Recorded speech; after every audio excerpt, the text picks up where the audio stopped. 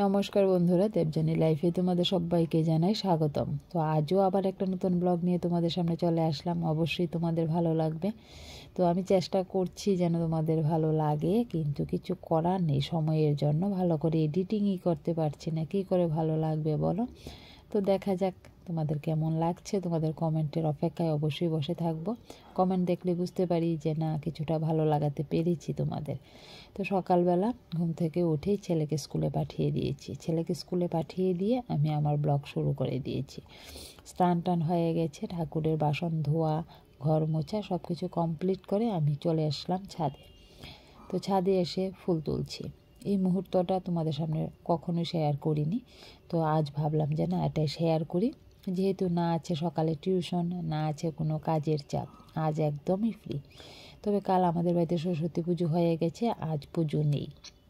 তো নর্মালি যেভাবে ঠাকুরকে দিতে হবে সেভাবেই ঠাকুর পুজো দেবো আর কি। তো ঠাকুরের ফুলগুলি নিচ্ছি। নিজের বাগানের কত রকম ফুল দেখো, সবগুলি ফুল আনন্দ সহকারে পেরে নিচ্ছি। এখন আর বাজার থেকে কিনে আনতে হয় না ফুল, বাড়িতে যা যা আছে তা দিয়ে ঠাকুরকে পুজো দিয়ে দিই। তো এটার একটা ভালো একটা আনন্দ আছে, তাই না? আমাদের ছাদ বাগানে যখন কোনো গাছ ছিল না, তখন কিন্তু আমরা বাজার থেকে ফুল কিনে এনে ঠাকুরকে পুজো দিতাম। আমার শাশুড়ি মা যখন ছিলেন তখন তিনি ছাদের মধ্যে প্রচুর গাছ লাগাতেন। ওনার হাতের অনেক টব রয়েছে, সেগুলিকে আবার নতুন করে কাজে লাগানো হলো। আরও অনেকগুলি টব এনেছি। এখন আমাদের ছাদ বাগান একেবারে ফুলে ফুলে একাকার। ভালো লাগে নিজের গাছের ফুল দিয়ে ঠাকুর পুজো দিতে, কার না ভালো লাগে, তাই না? আর ফুল জিনিসটা এমন জিনিস যে কেউ ভালো না বেসে থাকতে পারে না। ফুল আর শিশু দুটোই আমাদের কাছে খুবই আদরণীয়, তাই এদেরকে না ভালোবেসে থাকা যায় না। যাই হোক, ফুল তুলে আনলাম, এখন ঠাকুর পুজো দেব। বাড়ি আজ ঠান্ডা, ছেলে স্কুলে, টিউশন নেই, একেবারে ঠান্ডা পরিবেশ। তো কী করব, বসে বসে ঠাকুর পুজো দিচ্ছি। ঠাকুর পুজো দেওয়ার পর রান্না বান্না করব। তো রান্নাবান্নার চিন্তা এখন করে লাভ নেই, এখন যেহেতু পুজো দিচ্ছি পুজোটা নিয়েই আগে ভাবি। তো ঠাকুরকে সুন্দর করে সাজিয়ে গুছিয়ে, আমার গোপাল ঠাকুর আছে, তো গোপাল ঠাকুর থাকলেও গোপাল ঠাকুরের পরিচর্যা সবসময় করে উঠতে পারি না। যেহেতু আমার মামা শ্বশুর আছে, ওনার একটা নেশা, সকালে উঠে উনি ঠাকুর পুজো দিয়ে দেন, যার ফলে আমি আর ঠাকুর পুজো দেওয়া হয় না। তো যখন কোনো ভালো তিথি অনুষ্ঠান, কোনো ভালো দিন থাকে, তখন আমি ঠাকুর পুজোটা দিই আর কি। আর এমনিতে সব কিছু আমি ঠিকঠাক করে দিই, বাসন ধোয়া থেকে শুরু করে সব কিছু গুছিয়ে গাছিয়ে দিই।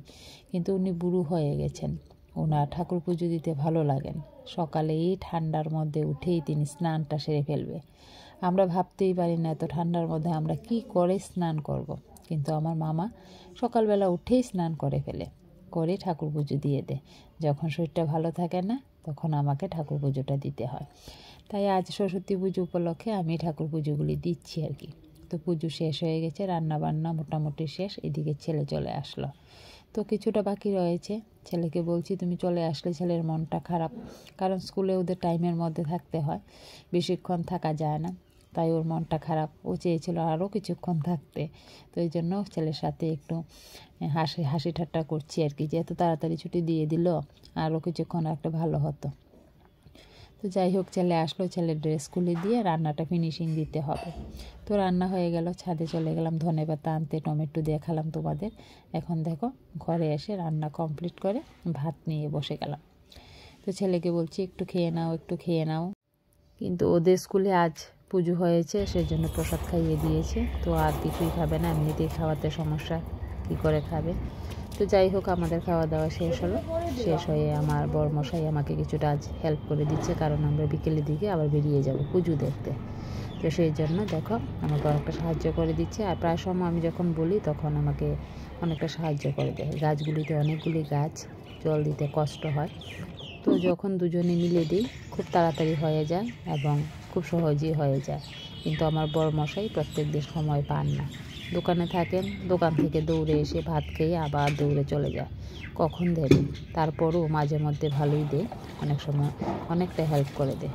তো এইদিকে আমার আবার কিছু কাপড় ছিল, কাপড়গুলি রোদে দেওয়া হয়নি, কাপড়গুলি ছড়িয়ে দিচ্ছি, আবার কাল সকালে নিয়ে যাব, কারণ আমাদের এইরকমই হয় আর কি। তো গাছগুলিতে জল টল দিয়ে এখন দিয়ে আবার তৈরি হতে হবে, যেহেতু সরস্বতী ঠাকুর দেখতে যাব। তো যাই না, এমনিতে সরস্বতী ঠাকুর দেখার জন্য বেরোই না, তো ঠাকুর নাকি অনেক বড় করে করেছে, সেই জন্য যেতে হবে। তো চলে গেলাম মেলাতে। তো তোমরা দেখতে থাকো মেলা। মেলাতে গিয়ে তোমরা এই জিনিসটা কে কে চড়ো প্লিজ একটু কমেন্ট করে জানাবে। ছোটোবেলায় চড়েছিলাম, আর নাম নেইনি, এখনও উঠবো বলে। এটাকে দেখেই আমার ভয় করে। তো অনেকে আবার খুব মজা করে। আমার ছেলে আজ এটা চলে আসলো, কি করে সাহস হলো।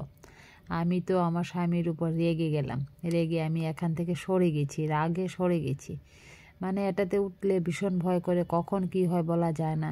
ছেলে তো ছোট, ও বলছে বলে তুমি কি ওকে নিয়ে উঠে যাবে? না, আমার বড় উঠে গেল, আমার ছেলে উঠে গেল, আমি রাগে এখান থেকে সরে গেলাম। এতটা রাগ হয়েছিল আর কি, ভীষণ ভয় করে। তবে আগের মতো আমরা ছোটোবেলায় যেই নাগরদোলা, এটাকে নাগরদোলা বলে, তোমরা কি বলো আমি জানি না, আমাদের এখানে সবাই এটাকে নাগরদোলা বলে। ছোটোবেলায় আমরা দেখতাম প্রচণ্ড ধুলতো, কিন্তু এখনের এগুলি এতটা ধুলে না। তো যাই হোক, আমি ঠাকুরের কথা বলতেই পারছি না তোমাদের সামনে। এই দেখো আমাদের ঠাকুর খুব উঁচু করে বড় করে বানিয়েছে। তো ছেলে শুনতে পেয়েছে এটা দেখতে হবে, আমিও শুনেছি। তো ওদের বায়না, এই যে বোনের মেয়ে আর আমার ছেলে দুজনের বায়না মেটাতে চলে গেলাম ওদেরকে নিয়ে সেখানে। তারপর মেলায় ঘোরাঘুরি, এত ভিড় ছিল, প্রচণ্ড ভিড় ছিল। আমার বোনের মেয়ের তো মনে খুব দুঃখ পেল, কারণ কেন, আমি এতটা ঘোরাঘুরি করিনি, আমার চোখে বালু ঢুকে গেছে, এতটা ধুলো ছিল এখানে। আজও আমার সমস্যা হচ্ছে, আমি যে এডিটিং করছি আমার চোখে প্রচণ্ড সমস্যা হচ্ছে, মানে প্রচণ্ড ধুলা। তো বাচ্চারা তো ছোট, ওরা তো বুঝে না, ওরা তো মেলায় ঘুরতে পছন্দ করে, দেখতে পছন্দ করে, কিন্তু আমি দেখছি আমার প্রচণ্ড খারাপ লাগছে ওখানে গিয়ে। তারপর তাড়াহুড়ো করে বেরিয়ে আসলাম। তো এভাবে মেলাতে ঘোরাঘুরি করে কোনো রকম বেরিয়ে আসলাম। প্রচণ্ড ভিড়ে ভালো লাগছিল না। তো ঠিক আছে বন্ধুরা, আমার আজকের ব্লগটা ঠিক এতটুকুই। তোমাদের কেমন লেগেছে অবশ্যই কমেন্ট করে জানাবে। তোমাদের সাথে আবার দেখা হবে নতুন একটা ব্লগ।